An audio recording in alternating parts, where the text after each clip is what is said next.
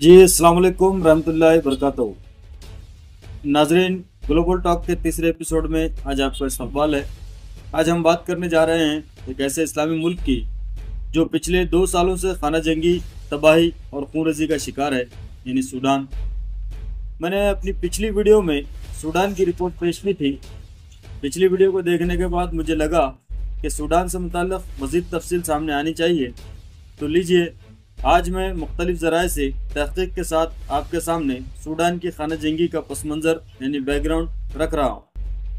नाज़रीन, सूडान एक अफ्रीकी मुल्क है। इसकी सरहदें मिस्र से मिलती हैं। दरियाए नील, जिसका जिक्र तारीख़ की सबसे पुरानी किताबों में आता है, इसी के किनारे सूडान वाक़ है। सूडान की सरकारी ज़बान अरबी है, लेकिन आज का सूडान पहले वाले सूडान नहीं रहा। यह मुल्क 2 हिस्सों में तकसीम हो चुका है। एक है नॉर्थ सूडान, शुमाली सूडान, और दूसरा है साउथ सूडान, जनूबी सूडान। ये तकसीम अमेरिका और मगरबी ताकतों के साजिशों के नतीजे में साल 2011 में हुई।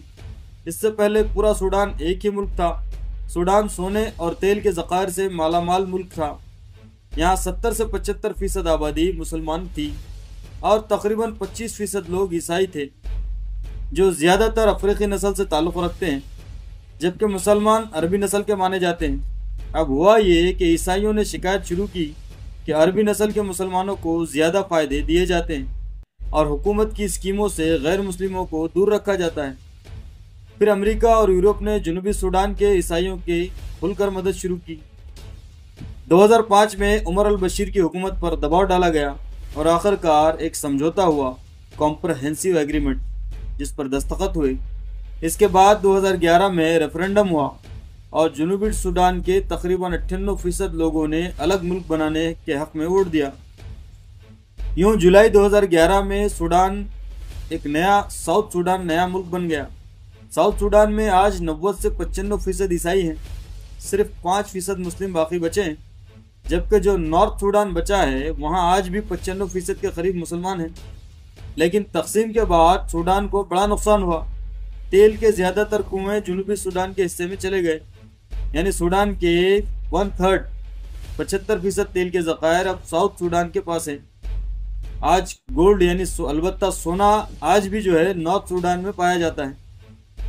अब ज़रा तारीख़ पर नज़र डालते हैं। उमर अल बशीर 1889 में एक फ़ौजी बगावत के ज़रिए इक़्तिदार में आए थे। इन्होंने साबिक़ वज़ीर आज़म सादिक़ अल महदी को हटाकर हुकूमत संभाली और तकरीबन 30 साल तक मुल्क पर हुकूमत की।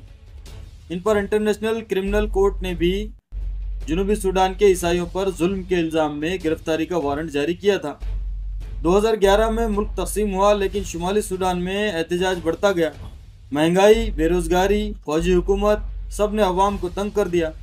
आखिरकार 2019 में उमर अल बशीर की हुकूमत का तख्ता उलट दिया गया। जब उमर अल बशीर इक़्तिदार में थे तो सूडान के अंदर एक ऐसा तबका था जो खुद को कम्युनिस्ट, लिबरल और मजहब बेजार कहता था। यही लोग उमर अल बशीर के खिलाफ सबसे ज़्यादा एहतजाज कर रहे थे।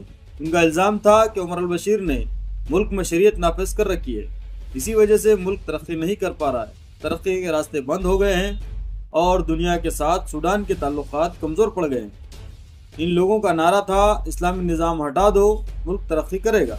नाजरीन, अगर हम 2017 या 18 के दौर की बात करें तो सूडान की मईशत इस वक्त इतनी तबाह नहीं थी।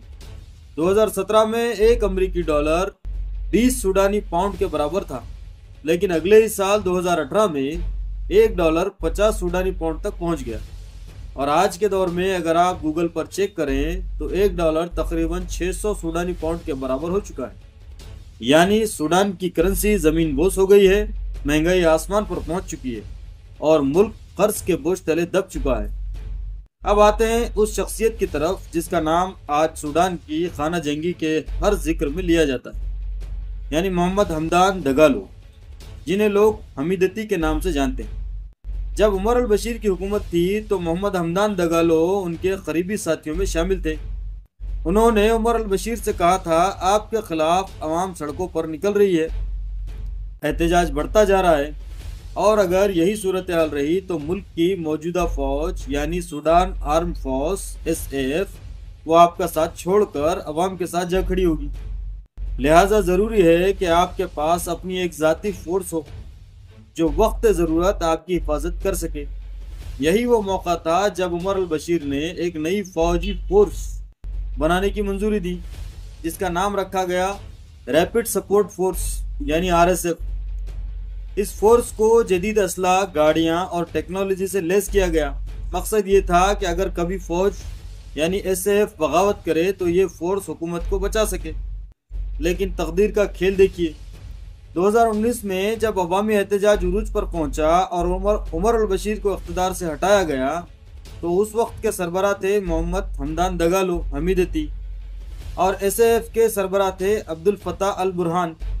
ان دونوں نے فیصلہ کیا کہ عوام کا غصہ بڑھ رہا ہے، ملک کی حالت بگڑ رہی ہے، اب عمر البشیر کو جانا ہی ہوگا۔ یوں دونوں نے مل کر عمر البشیر کو اقتدار سے ہٹا دیا۔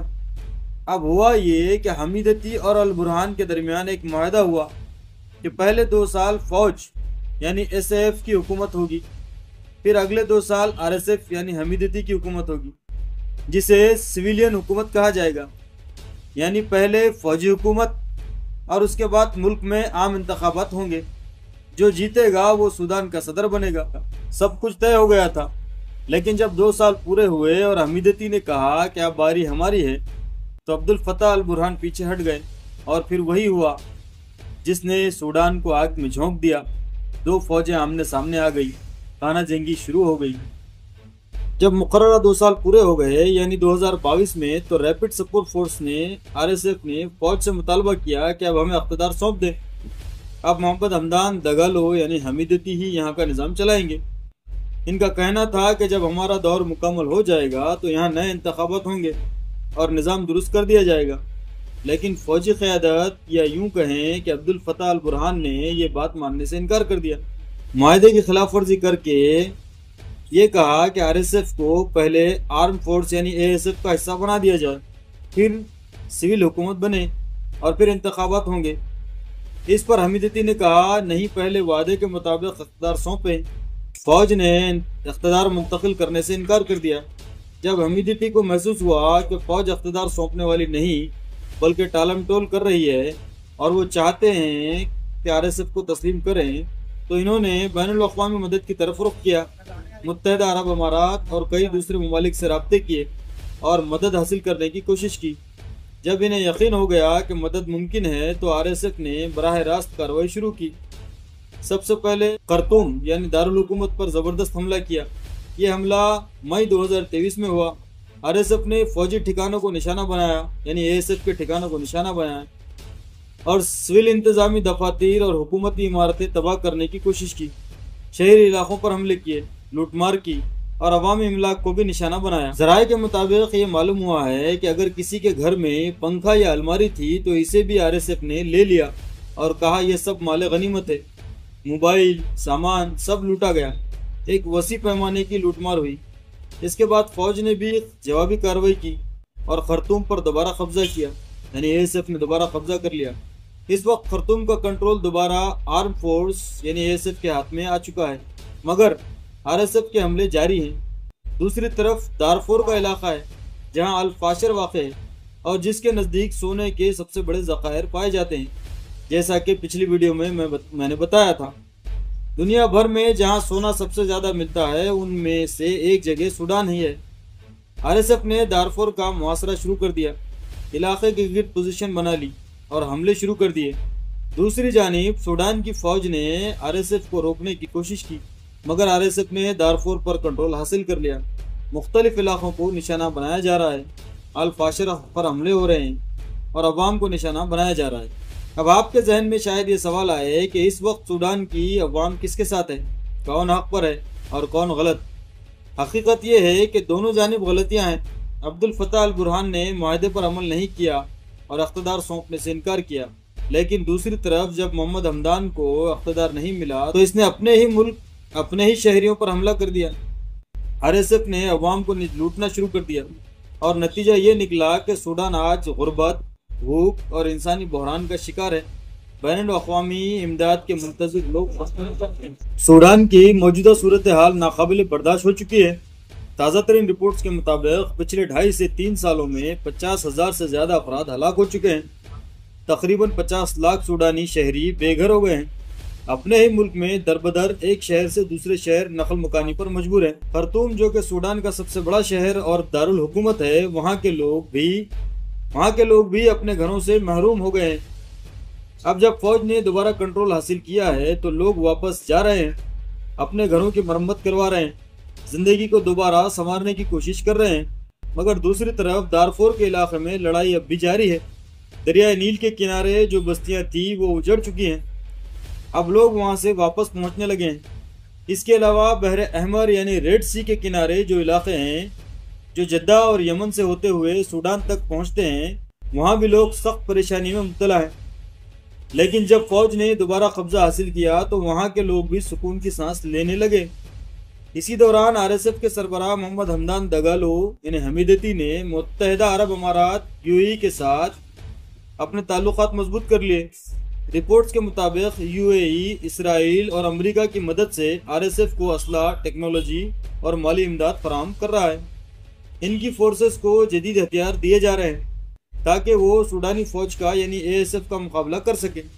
نتیجہ یہ ہے کہ RSF کے پاس زیادہ جدید ہتھیار ہیں، ٹیکنالوجی زیادہ ہے، اور اسی وجہ سے سوڈانی آرمی کو کئی محاذوں پر پریشانی اختیار کرنی پڑ رہی ہے۔ اب تازہ رپورٹ یہ ہے کہ عبدالفتاح البرہان نے ترکیہ سے رابطہ کیا ہے۔ ترکیہ نے وعدہ کیا ہے کہ وہ سوڈان کی فوج کو یعنی ASF کو فائٹر جیٹ، میزائل اور عسکری ٹیکنالوجی فراہم کرے گا تاکہ وہ RSF کے خلاف کامیابی حاصل کر سکے اور جو قتل و غارت ہو رہی ہے اسے روکا جا سکے۔ فی الحال سوڈان کی عوام پوری طرح سے ASF کے ساتھ اور RSF کے خلاف کھڑی ہے اور حمیدتی کے خلاف میں آواز اٹھا رہی ہے۔ عوام کا کہنا ہے کہ اس خانہ جنگی کو فوراً روکا جائے کیونکہ مارنے والے بھی مسلمان ہیں، مرنے والے بھی مسلمان ہیں۔